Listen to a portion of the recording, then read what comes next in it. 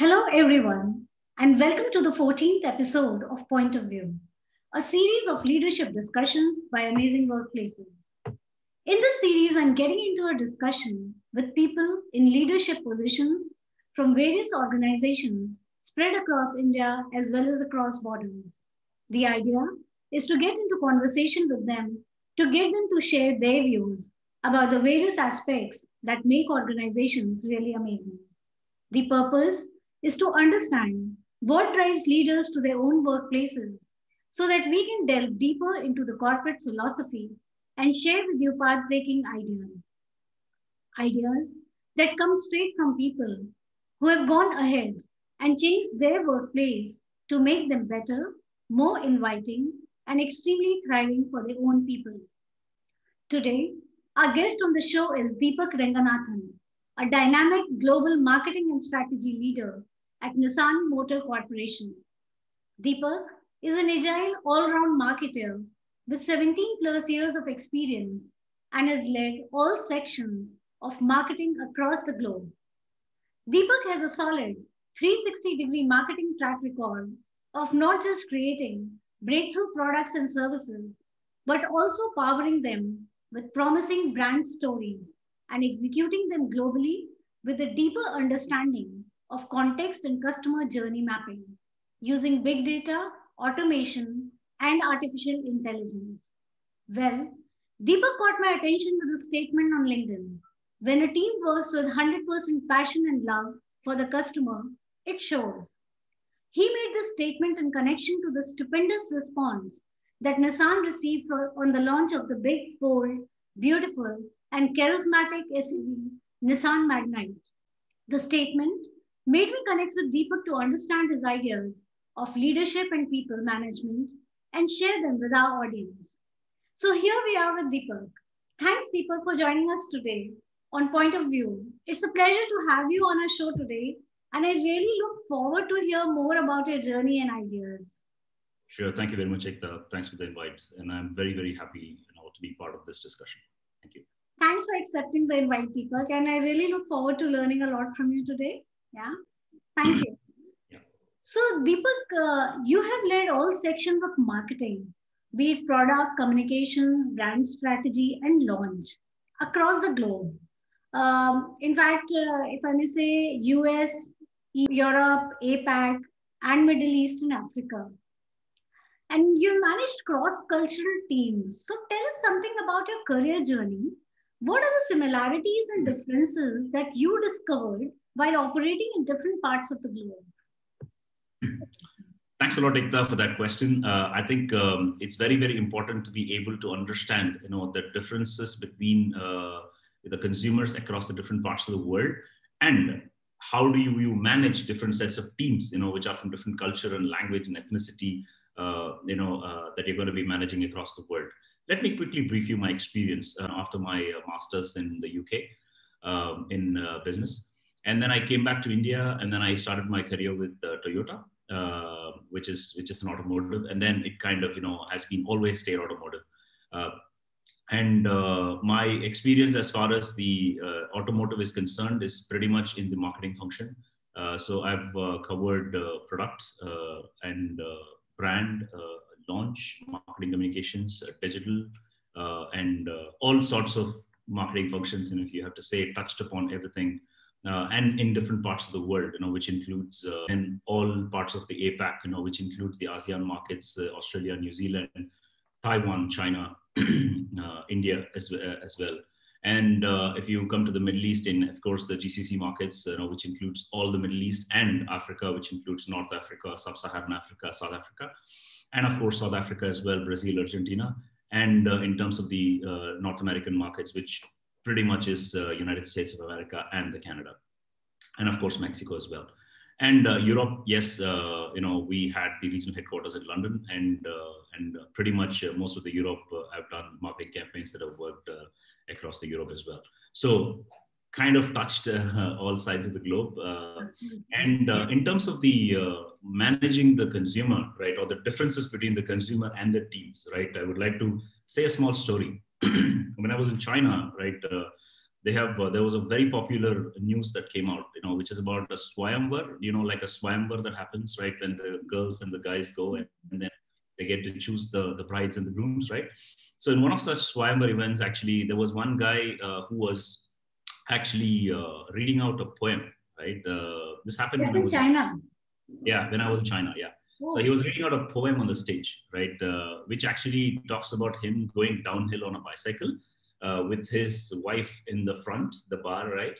And then it was a very romantic poem that he was saying that I would go down the bicycle on this road, and it was very romantic poem. Basically, it was kind of a poem for his bride, his girl, right? Whoever he's going to get. And then there was one girl who actually stood up from the crowd and she shouted, "I would rather cry in a BMW than smile in a cycle with you." Right? So this actually shocked, like not just me as a marketer, because it shocked everybody across the nation, because it clearly shows the mentality of the then millennials. Basically, all they are looking at is that aspiration and the fire and the thirst to earn and grow, which was shocking the entire world. Let me give you some the major differences, right? Age and life stage differences is always there, because if you go to China, right, if you work in any Chinese organization, if you are at a leadership level, which I was, and most of your team will be under 30. Similarly, if you exactly move to the US, right, and most of the working age population is well above 40, I have to say. So the age, maturity, thought process is very, very different. And similarly in Dubai, if you see, right, in the GCC markets, there is nothing called, there is post, but people don't receive any post in their homes because they only receive it through the PO box because everything is digital, right? But in US, people still receive posts. So there is a stark difference between how a marketer has to think, because what is kind of very, very normal in one market is totally absurd and not even happening in the other markets. Maturity of the industry is also very different. Like, for example, if you take a US market, which is quite matured in electric, where you come to a market like Indonesia, the moment you go out of Jakarta, there is no lines on the road, right? Or you go to Cambodia or Laos or Vietnam, right? There's absolutely none of these roads have lanes on them. And one country, on the other hand, is talking about autonomous vehicles. I mean, since I've been a product head, so I work on autonomous vehicles, and one market is talking still about used cars. Right. And that's a stark difference in the industry, because they're all in different levels of maturity and different levels of thinking. And aspirations are very different, right?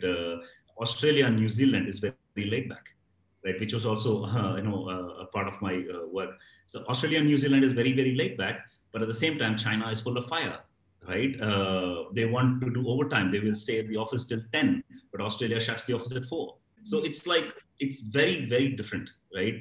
But all you need to do is to have a very, very open mind.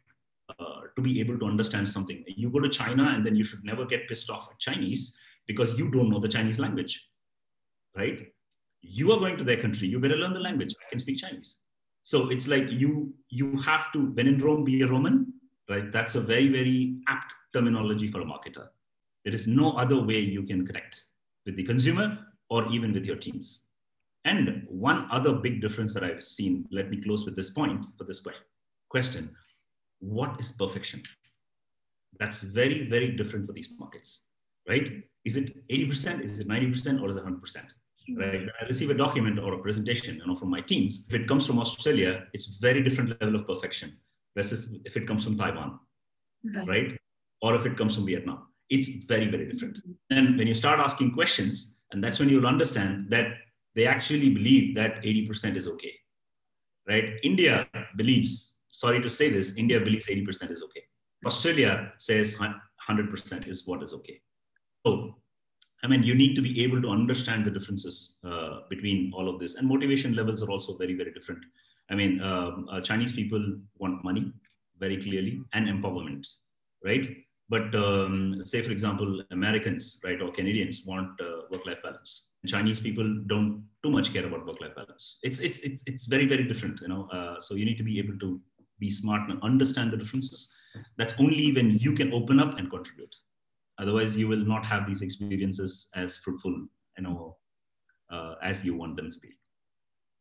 Absolutely. Thank you, Deepak, for sharing this journey. And I mean, this just shows you've actually traversed across the world. So you understand, all these markets so well. Deepak, can you just go a little back in your journey? So you are basically trained to be an architect. And So, from there, you shifted to marketing. Yeah. Yeah. So, can you just, in a very short manner, can you just explain how this shift happened and what is the impact of the shift on your Yeah, career? I think, thank you very much. And not many people have asked me this question, although they see my profile, and it's an interesting question because it's a very paradigm shift for me as well, right? So being an architect and moving into business, right? That happened very, very early, because the moment I finished my architecture and I went into my business school, right? I wanted to do business, which is basically MBA from London. And I finished my MBA, and I actually got offers from construction organizations, actually, to start off my career with into business planning and corporate planning, because it's a very rare mix of an architect and an MBA. And that's how it kind of started, transforming. But when I was doing my MBA, I actually did an internship with Toyota in the UK, and which was launching one of the premium products in India. So they wanted actually a multinational marketing plan, for the APAC region, which included India as well. So I was doing that as an internship product, and that's when actually, I started getting my shift into the automotive, which looks like I already had the flair for it. So that was something that was very interesting to me and got me there. So that's the background of it. Where I ended up. But I went into automotive, into business planning side, and then I moved into product, and then into marketing and all the other sections of marketing as well. Okay, so it was just by fluke that you came into it when you discovered that your interest was more into this side, right? Yeah. Okay, pretty interesting. But sorry, one more point I would like to add. So how does my architecture help in my current work? Right. So that is very interesting. So because, as architecture is a very, very creative profession, right? You already have the flair for creative, right? You have the flair for colors, you have the flair for symmetry, proportions, right? So the moment I look at a creative, right? The moment I look at an ad, that's been designed for a certain purpose, I can clearly say whether it works or not, whether it will catch your attention or not, because, and it helps me a lot in presentations as well, to be able to tell a story in one page, because that's what architects do. Right? Architects don't make, endless papers. So one paper in a plan format or a design or an elevation format will actually tell you the entire story. So I always strive to tell my stories in one page. Right. Absolutely great. So Deepak, now tell me one thing. You are known to enhance relationships at work, by breaking barriers across culture, ethnicity, and language to promote diverse yet cohesive work culture where everyone contributes and is recognized. Tell us something about your leadership style and what leadership means to you. Yeah. So I think one key point that I have learned, not the hard way actually, because I've always tried to be open, in the way I approach anything for that matter. So it actually helped me. Probably it would help somebody who is watching this as well. Is first of all, since I've moved to several countries, across my career, with the moment you move into a new position, into an existing organization, you are looked at as an alien, right? In specific to, if you're moving to a different country. I moved to China, I'm the Indian on the floor. There are Chinese people under me, there are Chinese people over me, and there were other expats over me as well. So it's basically like you need to be as inclusive as possible, and you need to give them a sense of trust that you are with them and you are there to fight for them. That is very, very critical, right, for any leader. And never shake the boat in the first 3 months, right? Please observe as much as possible and please learn. And my leadership style, because probably my team would be better able to tell, but I at least I can tell you what I strive to be, right? There is a leadership style called charismatic, right? Where basically I always try to be someone that my team aspires to be, right? But I can be proud to say one thing, that I've never had somebody resign under me ever in my career. So I've never had a resignation under me. So that's something that I'm proud to say. So what I'm trying to say here is that you need to be as inclusive as possible, right? As much as involved with them, and go sit with them, right? Go sit with them, attend their weddings, right? Go for lunch with them. I mean, whether it's China or Vietnam or Laos or Taiwan, don't care, right? Go to lunch with them, eat what they eat, speak what they speak. That's the only way to crack them. Otherwise, it's very difficult. I mean, you might have known all the management theories of theory X, Y, and Z, right? So initially, you would not know how to manage somebody, right? Because everybody is different, right, in your own team. So start with X, but have a mixture of X and Y. At a point, move to Z, right? Theory Z, which is kind of a mix of X and Y. Always have the leash on your hand, but empower them. Make them do what they want to do, because the very basic thing that everybody has to understand is that everyone 9 to 5 is coming into the office, right, to contribute, right? Nobody is coming there to pull the company down. Yeah. Not at all. What we need to understand is all sides of the ball, because you're able to see one side of the ball, somebody else is able to see the other side of the ball, right? How do we get to see all sides of the ball is only possible if you're able to understand everybody's point of view, which means the major leadership skill that you would require if you want to conquer the boundaries of people is listening. Right. Okay. Thank you, Deepak. So, Deepak, we all know that great leadership and great culture are two important pillars of an organization. So, how do these two aspects connect in an organization to create a great employee and customer experience? Since you work towards customer experience as well, I'm asking you this question: how does employee experience and customer experience connect? Sure, thank you. So I think culture they are interconnected. I mean, so much interconnected that actually great culture is made by great leaders, right? And great leaders are also made with great cultures, right? So it's basically very interconnected.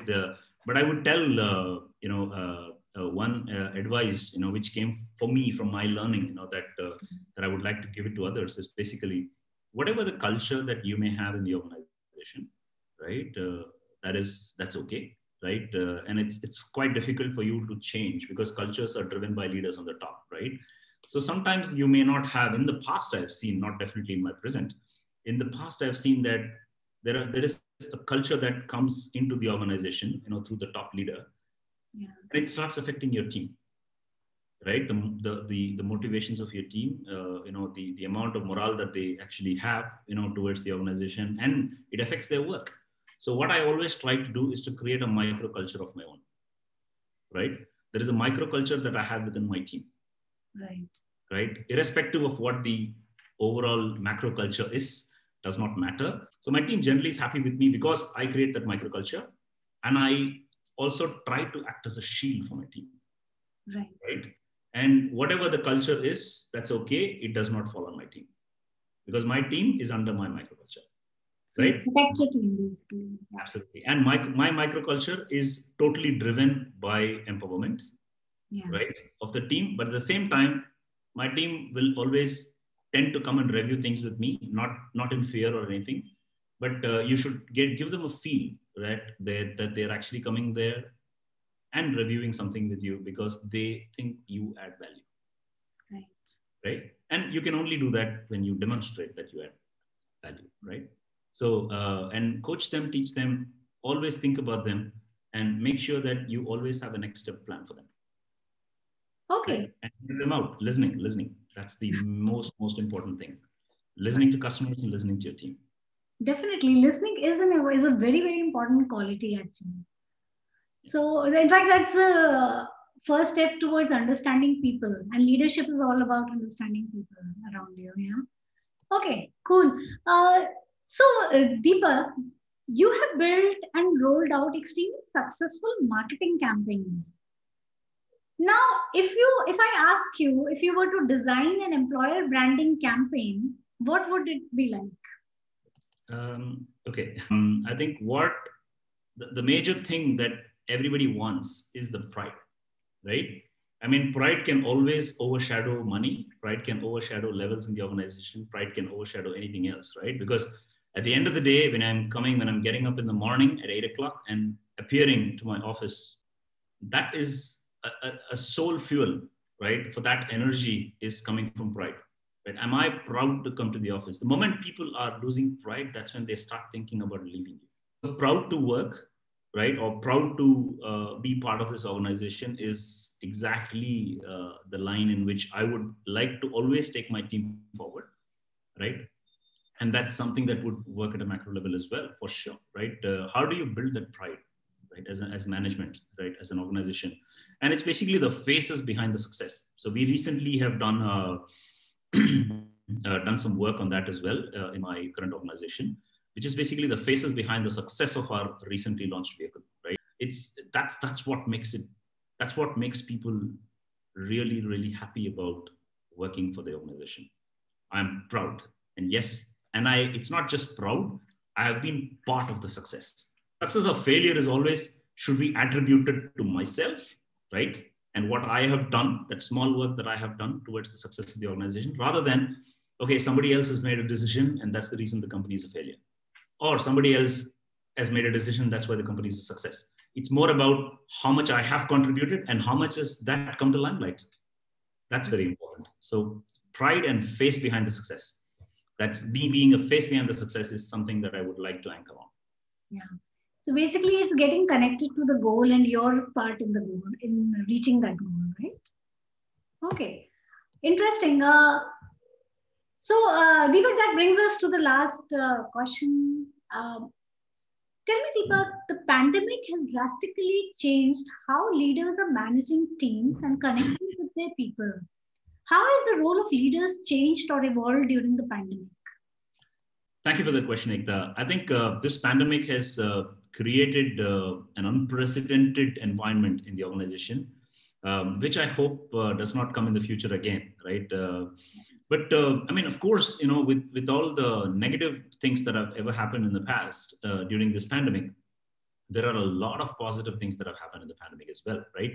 Number one, we have started realizing the value of eating at home, right? We have realized the value of our relationships, family, staying with family. We've always been running around and not having enough time. But now we have all the time and now we have all the flexibility to work. And work from home as a culture, right, has not been encouraged by many organizations in the past. But now nobody has a choice today, right, but to make their employees from work from home, which is amazing, right? Which means that it's improvement in technology, it's improvement in digital infrastructure of all the organizations, which many companies never even thought about, right? Even road transport authorities, RTOs, are working from home, right? Never ever has it happened in the past, right? You always have to go and stand in the queue, but it's not like that anymore, right? And we, in our current organization, have launched a significantly successful product, right? In the middle of the pandemic, right? Which is amazing because in automotive, unlike IT, right? Many things can happen virtually. In automotive, many things cannot happen virtually because we are physically building a vehicle, right? Which means it needs an extremely high amounts of coordination because all the Japanese expats had to repatriate back to Japan, right? And how did we make sure that we all came together as a team in India, in Dubai, in Japan, and around the world with all our suppliers, totally in a virtual environment, right? Signed off vehicles and built vehicles in the plant, and amazing amounts of virtual infrastructure is what we have to be able to review and sign off vehicles. And this is fantastic, right? And it's basically a history rewritten, for the entire industry on how we are able to deliver things virtually and without being physically there. And this is actually this is opening up a bigger door, right, for the future on what is the art of possible. Yeah. Because things that have never been possible in the past is totally possible today, right? Which means that everybody is now starting to think, right? Can we hire people virtually across the world, right? Why do we have to relocate them? right, to where they are supposed to be, right? That's the kind of paradigm shift in thinking that's coming right now in the industry. And we have fantastic teams that are virtually sitting in different places of the world and launching these products. I think this is an exponential growth. I would like to just focus on the good things that happened during the pandemic, right? Yeah. So it's an exponential shift in the digital enablement that's happened in the industry, not just auto, but every industry for that matter, right? Of course, the economies have slided down, and of course, shares have gone down, and all that has happened. But it needs for that, like when a tiger actually goes back, it's actually ready to pounce. So right now, all industries are stepping a little bit back, right? But now the pounce is going to happen very, very soon when things are going to open up. But there are three things that I would like to enforce is during pandemic times, there are three things that a successful organization has implemented as far as the people are concerned.